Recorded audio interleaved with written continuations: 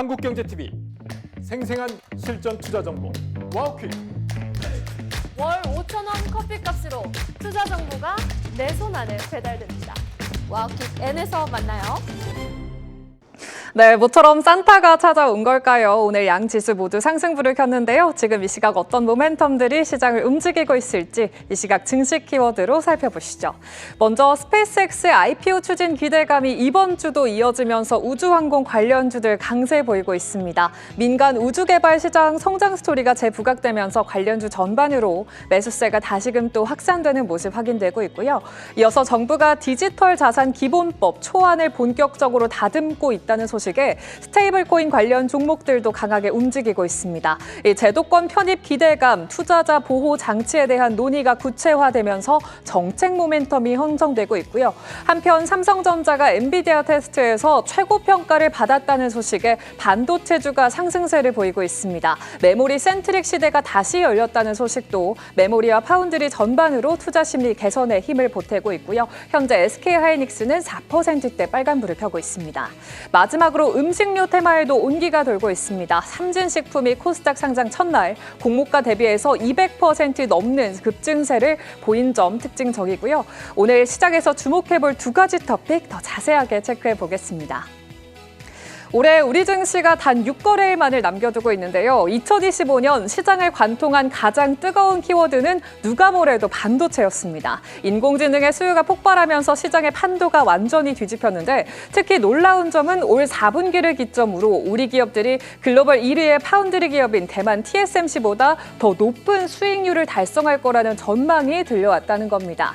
메모리의 수익성이 파운드리를 넘어서는 건 2018년 4분기 이후에 7년 만인데요. 삼성전자 메모리 사업부와 SK하이닉스의 매출 총 이익률은 각각 63%에서 67% 수준으로 TSMC를 넘어설 것으로 예상되고요. AI 산업의 중심이 학습에서 추론으로 옮겨가면서 이 메모리의 중요성이 극대화되는 메모리 센트릭 시대가 본격화됐다는 걸 확인해 볼 수가 있겠습니다. 하이닉스와 삼성전자의 경쟁이 국내 반도체 산업의 전체 생태계의 경쟁력을 높이고 있다는 분석도 나왔는데요. 특히 KB증권은 리포트를 통해서 삼성전자, 하이닉스의 내년 글로벌 HBM4 수요의 90% 이상을 공급할 것으로 예상된다고 짚어냈고요. 메모리의 장기적인 호황 사이클은 시작에 불과한 것으로 판단한다고 전망을 했습니다. 그리고 이 중에선 SK하이닉스가 엔비디아의 퍼스트 벤더로서 HBM3에 사실상 독점 공급 하면서 인공지능 반도체의 중심에 서 있었죠. 올해 주가 상승률도 선두주자인 SK하이닉스가 더 앞서 있었는데요. 하지만 삼성전자가 차세대 제품인 HBM4의 테스트에서는 놀라운 결과를 냈다는 소식이 들려왔습니다. 엔비디아의 HBM4 성능 테스트에서 삼성전자가 구동 속도와 효율 측면에서 경쟁사를 제치고 최고점을 기록한 것으로 알려졌는데요. 단순히 많이 찍어내는 물량 공세를 넘어서 이젠 기술력으로도 정점에 올라섰다는 신호인데 여기에 삼성만의 강점인 2나노 파운드리 공정까지 결합이 된다면 내년 하반기 시장의 판도는 완전히 달라질 수 있지 않을까 하는 생각도 듭니다. 올해가 기술 천점 효과를 톡톡히 누린 SK하이닉스의 독주 시대였다면 내년에는 HBM4에서 최고점을 받고 대반격의 칼날을 갈고 있는 삼성전자의 시간이 되지 않을까 하는 기대가 커지는데요. 제 생각에는 삼성전자가 이번 테스트 결과를 바탕으로 엔비디아의 물량을 대거 확보하게 된다면 주도주의 자리가 충분히 바뀔 가능성이 충분해 보이는데 과연 내년에는 더 강하게 치고 나갈 종목 어느 쪽일지 반도체주 투자 전략 잠시 후 전문가 진단으로 꼼꼼히 짚어보시죠. 이어서 바이오 뉴스도 확인해 볼까요? 오늘 삼성바이오로직스는 기분 소식이 있었지만 주가는 하락하고 있습니다. 현재 0.75% 하락불을 켰는데 미국의 첫 생산 거점을 확보했다는 소식도 있었고요. 유럽의 제약사와 1조 2천억 원을 넘는 계약을 체결하기도 했습니다. 거기다가 미국의 생물보안법 발효로 글로벌 바이오 공급망에 거대한 지각 변동이 시작됐죠. 중국의 우시그룹이 미중 갈등의 파고 속에 주춤하는 사이에 삼성바이오로직스가 미국 생산 거점 확보 그리고 조단위의 수주라는 승부수를 던지면서 포스트 차이나의 선두주자로 나섰습니다. 프리마켓까지 좋았던 주가는 현재 지지부진한 모습인데 오늘장 막판까지 상승폭 키워나갈지 또 앞으로 주목해 볼 만한지 진단이 필요해 보이는데요. 관련 모멘텀들 하나씩 짚어보시죠. 삼성 바이오로직스는 GSK의 미국 메릴랜드주 락빌 공장을 2억 8천만 달러, 우리 돈으로 약 4천억 원을 넘게 들여서 인수를 단행했습니다.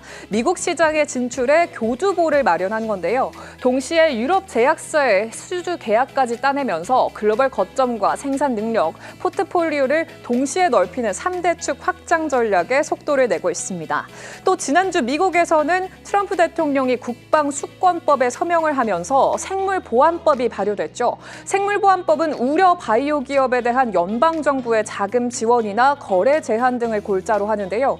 ADC 아웃소싱 매출 실적을 키워오던 스위스의 론자 그리고 우시그룹의 중국 기업이기 때문에 우려 바이오 기업 리스트에 이름을 올릴지 주목을 받고 있습니다. 시장에서는 비중국 기업들이 수혜를 받을 수 있다면서 삼성 바이오로직스도 부각이 되고 있는데, 다만 현재 삼성 바이오로직스의 시가총액이 약 84조 원으로 매출 규모가 훨씬 큰 스위스의 론자나 중국의 우시 앱텍을 크게 웃돌고 있다는 고평가 논란에 직면해 있기도 하거든요. 결국에 삼성 바이오로직스가 생물보안법의 최대 수혜자로 남기 위해서는 압도적인 생산 규모를 넘어서 글로벌 빅파마들이 믿고 맡길 수 있는 기술 중심의 파트너로서의 실력을 증명해야 할 것 같습니다.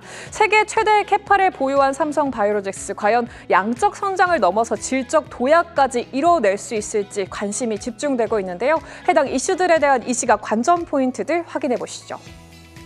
먼저 반도체주에 대해서 하나증권은 삼성전자와 SK하이닉스에 대해 실적이 상향될 여지가 여전히 크다면서 컨센서스를 대폭 상향할 필요가 있어 보인다고 분석했고요. 밸류에이션 역시 낮은 구간이라면서 이를 비중 확대의 기회로 활용해야 한다고 진단했습니다. 이어서 CDMO 관련주에 대해서 대신증권은 1월에 예정된 전기 업데이트가 중국계 CDMO의 실질적인 배제 여부를 가늠하는 첫 이벤트가 될 거라고 언급했고요. 이때 우시바이오 같은 기업들이 포함된다면 글로벌 수주 물량의 비중국 CDMO 이전이 다시 탄력을 받을 가능성이 높다고 분석했습니다. 우시그룹 퇴출이 확실시되면 내년에 신규 수주전에서 한국과 유럽, 일본, 인도 기업의 경쟁이 한층 치열해질 것으로 보이는데요. 그중에서도 다수의 트랙 레코드도 가지고 있고 또 좋은 품질과 빠른 납기 등의 경쟁력을 증명한 삼성 바이오로직스, ST팜, 바이넥스 같은 국내 기업이 혜택을 볼 거라는 전망 나오는 점도 투자에 참고해 보시죠. 이렇게 이 시각 증시 키워드 살펴봤습니다.